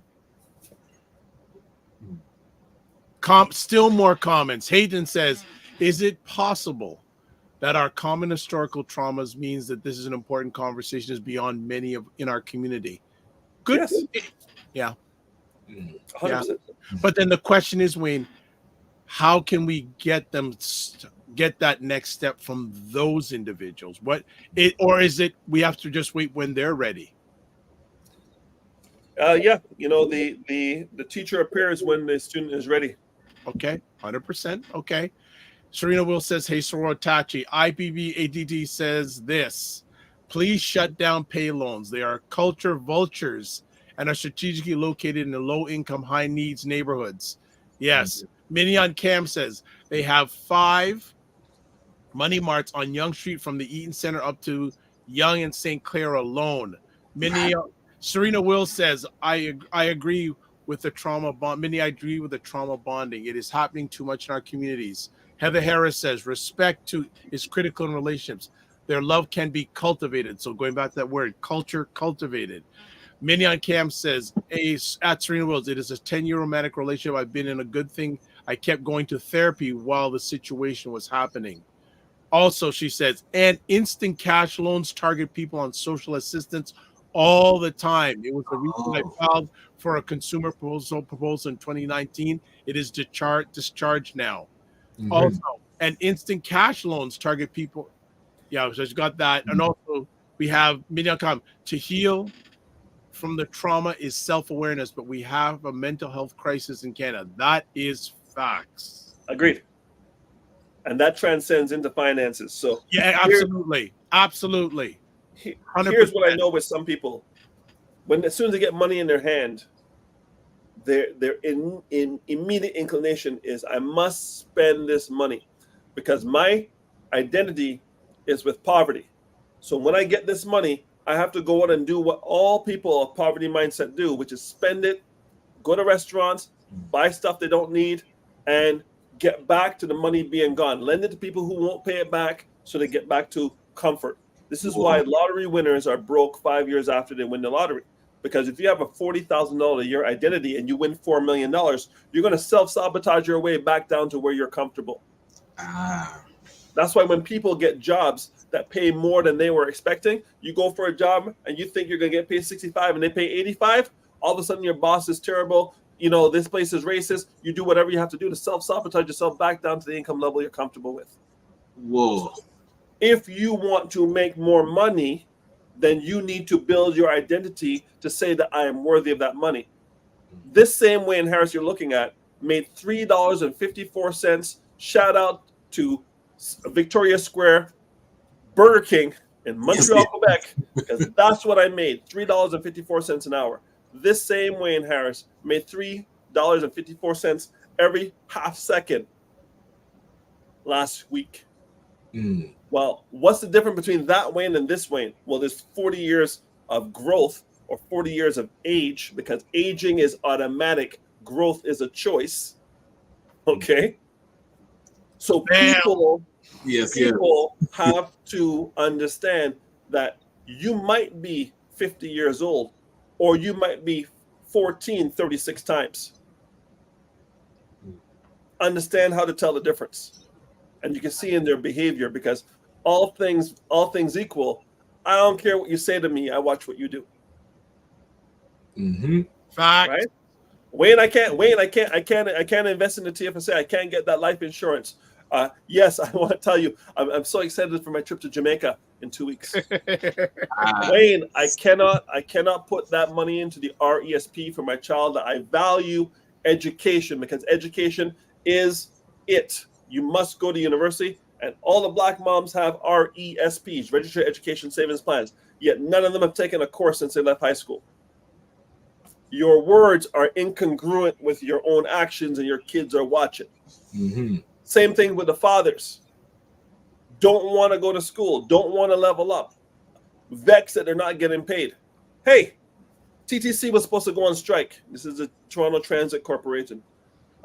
They were supposed to go on strike because they want more money in job security. Hey, it's an oxymoron. There is no such thing as job security. Do a good job, keep the job. Don't do a good job, don't keep the job. If the company is not making enough money, you will lose a job. Yep. Ask everybody who worked in tech or finance over the last 3 years. They were fantastic. MBAs, CFAs, CPAs, doing great. But guess what? Macroeconomic shift, bye-bye. Got to go, because the number one reason a business is in business is to create shareholder value, and number two, be profitable. True. Last I checked, it didn't say anything about job security. Look, yes. Look, someone taught a long time ago when I was in the work world, the only thing you should expect when you get a job, actually, it's funny because someone I know very close just got laid. He said, I just got laid off from my dream job. My dream job got laid off. Right? If I had a job back in this world, the only thing I would expect to do is get paid. I don't expect to be appreciated. I wouldn't even this is me. I don't expect you to get my name right. All right. I sign my contract. If I do this, you pay me. I don't want anything else. Pay me. I don't expect anything else. Pay me. It's a transaction. I mean, what people go into jobs thinking that they've joined the army and they're soldiers and fighting for a cause, and the cause is whatever the mission is of the company. You're not a soldier. You're a mercenary. Mercenaries fight for money, not for a cause. Yes. When you have a job, you're fighting for money. When you have your own business, now you're a soldier in your own business for your own cause. And even if you work 24 hours to make what you would make in 8, it's 24 hours for you and yours. Right. And you bring in some mercenaries to fight for you.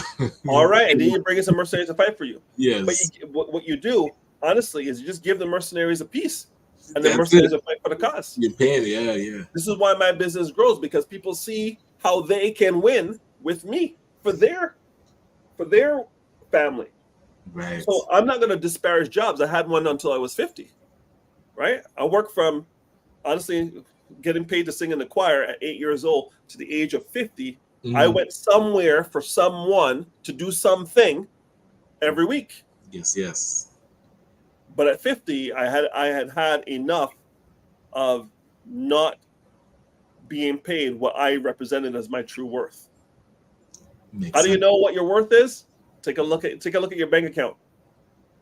Right? From that perspective, from an economic perspective. I'm not saying people's value is tied to their job. I know some people come at me, right? But I'm saying one of the measures, one of the key performance indicators is if you're winning financially, you're adding more value in what it is you want to do and what you're good at and what the market wants and what the market wants to pay for. And that's called ikigai in Japanese, Ikigai, ikigai. And you can see that diagram and see where you are, and you can make your adjustments. But trust me when I tell you, last word on this, anything you do with a mentor, you will move faster. If you want to go fast, go by yourself. If you want to go far, go together. We need to humble ourselves and find mentors in the areas where they are superior to us in knowledge or ability, and they want to help us get to the next level. This is the part that people forget. They want to help us get to the next level.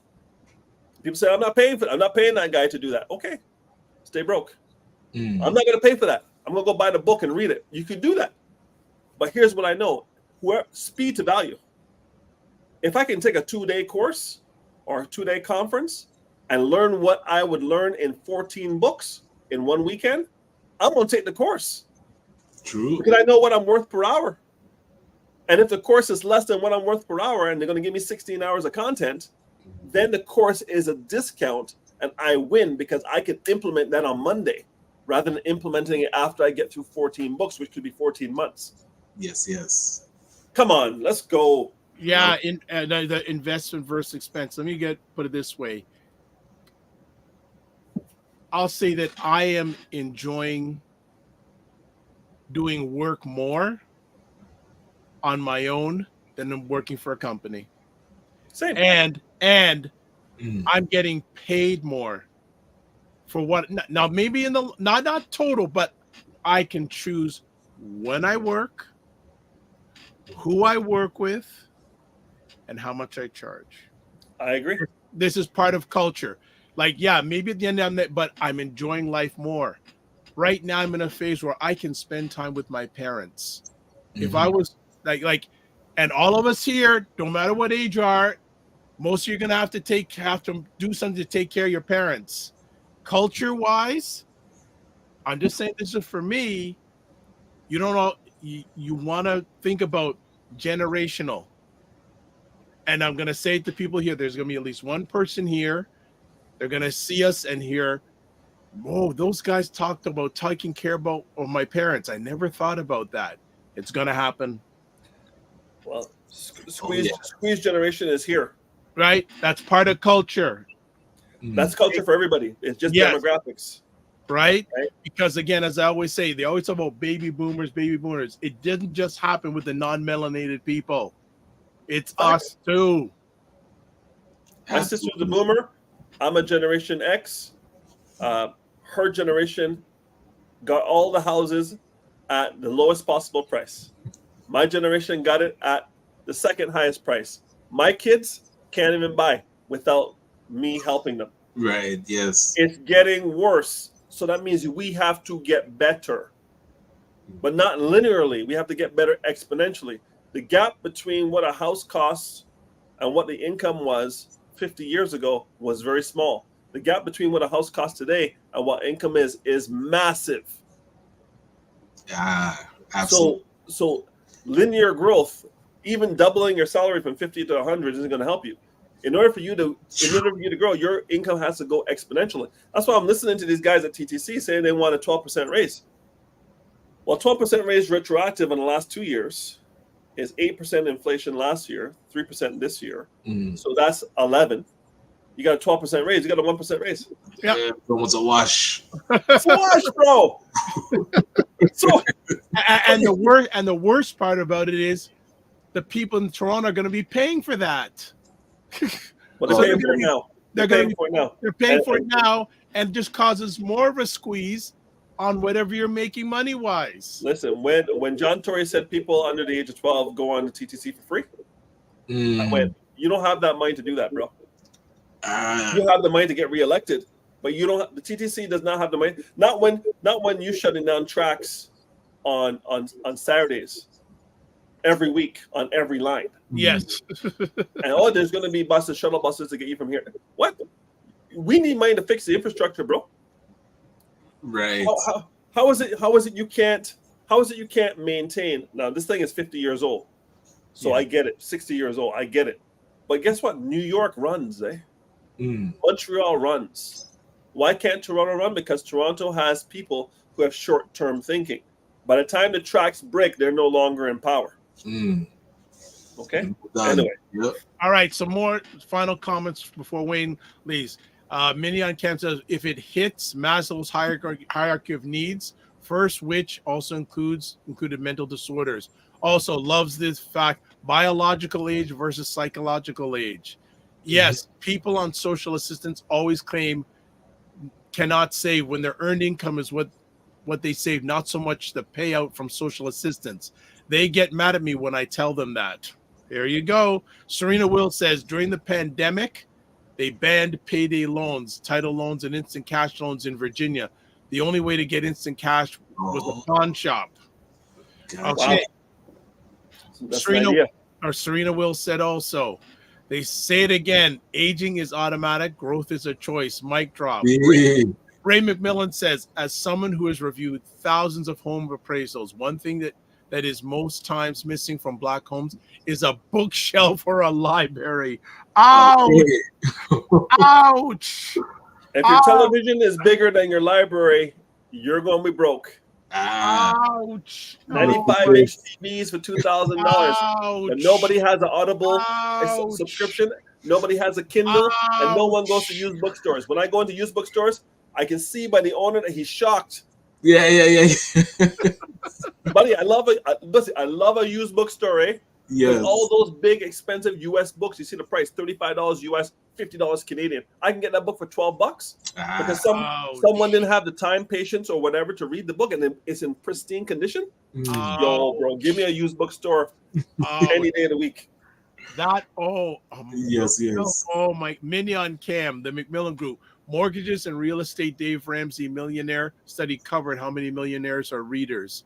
Also, she says there's an Ikigai free test online. It was so eye-opening. Minion Cam also says, yes, I have issues. I have issues buying coaching or training course. Think it's expensive, but have no problem to take out student loans and not to get a job after college. Whoa. Listen, this is called self-awareness. Thank you, Minnie on Cam, because you're speaking facts and you're making it personal. I appreciate you because, listen, let's be real. I grew up in Montreal where you can go to university for a bag of Doritos. It's the cheapest college in Canada. Yes. If you're local in Quebec, you can go to McGill University for less than 10 grand for all 3 years. Whoa. Yep. And people who look like me do not go to McGill. They do not go to Concordia. They do not go to Bishops. Those are the 3 English-speaking universities in Quebec. We are not going. But we're going to say it's racism. You want me to fight the power? You want me to get a picket? Why don't you get a bus pass and go down to McGill because you can get there by metro and walk into one of the most venerable universities in the country and go get some paper that is going to be worth something. Not just some paper to say you got paper from McGill, but get some paper that you can translate into income. This is what we're missing. I understand you want to study what you want to study, but you need to understand if you're going to go drop money, even if it's a bag of Doritos money, buy something that you can weaponize for income when you get out. Right. That's all I'm saying. Otherwise, don't go to university. Don't waste your money. Go to college. If you don't want to go to college, go get skilled trade because, like I said, there are crane operators making $160,000 a year. 100%. Put away the arts degrees. They said that's the most unemployed degree. I think in 2023. Yeah, was arts degree and $10,000 in student loans. Yeah, for the privilege. Right. Now, if your parents got it like that, you got an RESP and they paid for it, but then fine. Go do what you want. Do you. But if you're paying for it out of pocket, weaponize that degree, please. Yes. Fitness IQ Camp says, take the course indeed. Minion Camp says, baby boomers is a timeline of births who are aging and living with disability and sickness. Wow. And Fitness IQ Cam says 12% raise. She love how you dropped that. And Minion Cam says, my dad worked on the TTC the last time they strike. He had to pick me up from my job. Yeah. Wow. Gotcha. Mr. Harris, something tells me the stuff you wanted to chat about you didn't even get to today. It doesn't matter. You know what? Whenever you and the Gala King get together, I have no chance. Yeah. we go deep on the culture. It is so refreshing to just kind of free for all. You know, people want me to say, what's your topic? What's your topic? The topic is what's on people's hearts and minds when we get on this channel to deliver the message. Absolutely. So we go where we need to go to make it happen so that there's engagement. Brother, there's engagement. Yeah. And also the nice thing too is you and especially the audience drive the ship. Like Mini on Cam, I'm telling you, I'm going to be, when you and Wayne introduce, yes, but do please promise a segment for the morning vibe of both of you together, because that will be, because I've shared to some people what she shared. They're going, wow, that needs to be talked about. What she said. She knows, bro. She's fire. Right? She knows. And with the right mentorship, she could really make some serious coin. I'm gonna help with that. I'm gonna help with that because she's got a story. Because she goes, yeah, I knows, and I'm 39. Minion kids. There you go. And the funny thing is, someone spoke to me offline, said, she does what? I go, yeah. And I said, yeah, but look what she's doing. Yeah. Right. Now listen, we're all living at the levels of our own expectations, right? My parents had expectations for me. My wife has expectations for me. My kids have expectations for me. But what expectations do I have for myself? Well, that's culture right there, right? Right there, like self-esteem. Agreed. Right? That's a huge part of this culture thing. And the better your self-esteem is, it also ties in what in regards to financial knowledge and financial movement. Mm-hmm. Right? You have to believe, Dr. Vibe, you have to believe that you deserve to be wealthy. That's where it starts. Right. And if you don't believe you deserve to be wealthy, then any money that comes in your hands is going to fall right through it like grains of sand, because you are going to destroy it because you don't feel you're worthy of it. The only one of the challenges, though, is people feel that they're worthy, but they're getting their information of culture from sources that are questionable. Nefarious sources, eh? Right? Yeah. Trust but verify.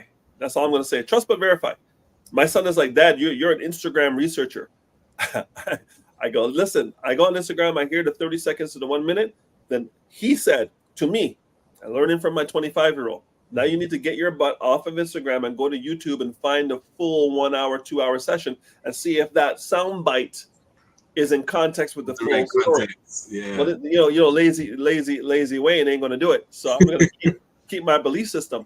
But what I'm telling you is this: I'm not attached to anything that I'm saying. Someone comes on here or after and says, Wayne, you were wrong on this. The stat is this. Net new information. I leveled up. Thank you. I just grew. So I'm not attached to any opinion that I'm saying here today. This is my opinion for myself at this level of my life right now. But someone comes on to the chat or reaches out to me and books me and has a meeting and says, on this, you were incorrect. I add it to my lexicon of knowledge. And the next time I come on the show, I will automatically update and reflect the new reality based on the new knowledge, because I'm not attached to my belief system. I'm attached to the belief system that makes sense and is the actual facts. That's what I'm attached to. Well, and 100% too, because the thing is, when someone challenges me on something and say, can you prove that? That's all. Right? Source. If you can prove it, I'll run with you.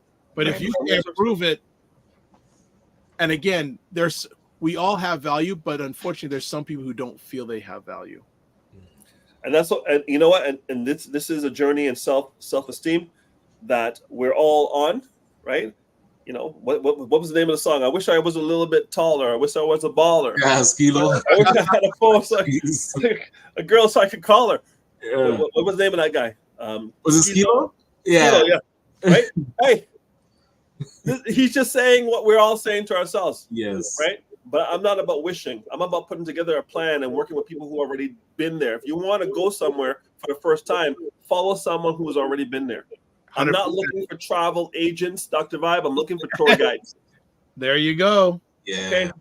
Right. Final words. I'm out. All right. So, a few last comments before you're out. Fit and Insight Cam says, can't wait for our conversation mini. So I guess you're gonna have her on the platform. Fit and Insight Q goes, wow. Mini says, Bob Proctor says it's time to change your paradigm and your wealth is your birthright. Well deserved. Fit and Insight Q says, we deserve to be wealthy and we deserve to be wealthy indeed. Some people don't feel that, by the way. Serena says, weaponize that degree, 100%. Ray says, Millen Group, perspectives and opinions can be changed and we can receive new and accurate information, something we need to live by, 100%. Minion Cam, there is a reason I quote what section of the policy director of social assistance that says, what assets can you have? And then finally, I call her wish a rabbit in a hat with a bat. I love yes. That is a way to end off the conversation. Wayne, as always, thank you for dropping the non. Looking forward. Well, we'll see you in 2 weeks' time with Ray McMillan. Let's go. Hey, That's going to be looking forward to it. Black Belt Fridays. Black Yes. Belt Fridays coming.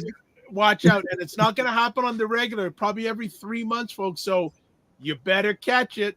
You better catch it when it's on, or at least better catch it live on the replay. But Wayne, as always, thank you for what you have done, are doing, and will be doing for others. Best to Angie and the rest of the kids. And will your son's graduation happen before the 21st? I don't think so. The day before. Whoa! Yeah, so we'll be rocking that. Maybe I'll post some pictures.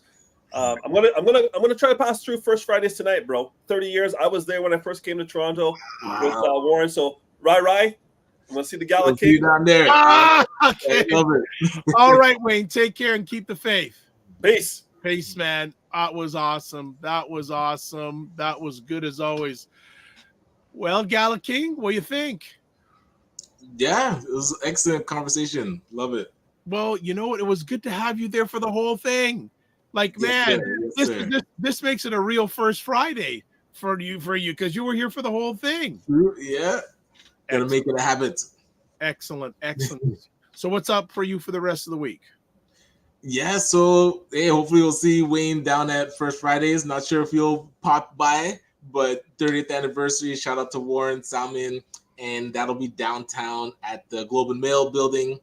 And then tomorrow we're doing our car cleaning in-person training with our youth entrepreneurs with Detailing Nights. So shout out to that. I think we have one spot available. I have to check the link, but I'll send that out. And then Sunday, I think Sunday's quiet. Yes. Nice. Yeah. Sorry. So Sunday is my son's birthday. Oh, yes. Good to remember. Yes. How old now? So he's turning 9. Nope, he is 9. Wait. No. It's June 9th. He's turning 9. Yeah, it's what do they call it when it's a kid? It's not a champagne birthday. I have no idea. I can't remember. Yeah. Roger Dundas says maybe I should be attending First Fridays tonight. That's up to you. There, sir. So we'll see you there. He also fit inside Cam. LOL. If it's downtown, that's a no for Dr. Vibe. Probably because I just really found out about it. I found it on my LinkedIn timeline. I don't know if I'll go. And Fitness IQ says, happy early birthday to your son. Thank you. He appreciates it. All right. What a bunch of stuff leveled out today. My goodness. So what are you up to this weekend? If not, I don't think I'm doing First Fridays tonight. The Globe and Mail building, there's an interesting story behind that I'm not going to talk about live. Not too much, I think, during the day tomorrow, primetime Saturday, tomorrow night. As always, subscribe to the Dr. Vibe Show on YouTube and hit the notification button. Also, follow Dr. Vibe on Facebook, Instagram, and LinkedIn. Also, if you want to find Mr. Knight, RyanOneilKnight.com. Ryan Oneil Knight on LinkedIn, Instagram at Ryan.Knight99, email work with me, Ryan Oneil Knight. You're seeing along the bottom where you can watch replays. You can watch replays of this epic conversation on the Dr. Vibe Show, YouTube and Facebook, Afro Caribbean Business Network, Facebook, YouTube, and Ryan Knight, YouTube and LinkedIn. What else do we want? What do I want to do? Okay, there we go. Coming up on this Sunday's Black Canada Talking live at 5 p.m. We're going to be talking about the challenges with Black mental health and how we can do better in our Canadian society. Monday, Carolyn Nicole is back for part 2 on how not to lose your health on vacation. Part 2. And as always, check out Primetime Saturdays live 7 p.m. Eastern Time with Aisha and Lala, where they try to make sense of the nonsense that is going on in America. I love it. We have 2 more quick comments. Share. Christian will be 9. Stop doubting yourself. And she says, have a great week and all. Share. Thank you for watching your husband's back. We appreciate you. I appreciate it. You better appreciate it, but I don't know if I want to be around after this call because you stumbled a bit, brother. Right. All right. So we are done. Great conversation as always. Thanks everyone for making it happen with Wayne. Again, I really want to emphasize all the conversations coming up, and also too 21st 9 a.m. Wayne Harris, Ray McMillan. Fire. That's all I gotta say. Fire. All right. As always, live your life as a dream. If you can dream it, you can make it. Sometimes you have to get small to get stronger. Block assumptions. Then aim bigger, aim better, aim higher, aim wider. Love, faith, and respect. Remember to give yourselves grace and don't just manage your time, manage your energy. God bless. Peace well. Keep the faith and walk good.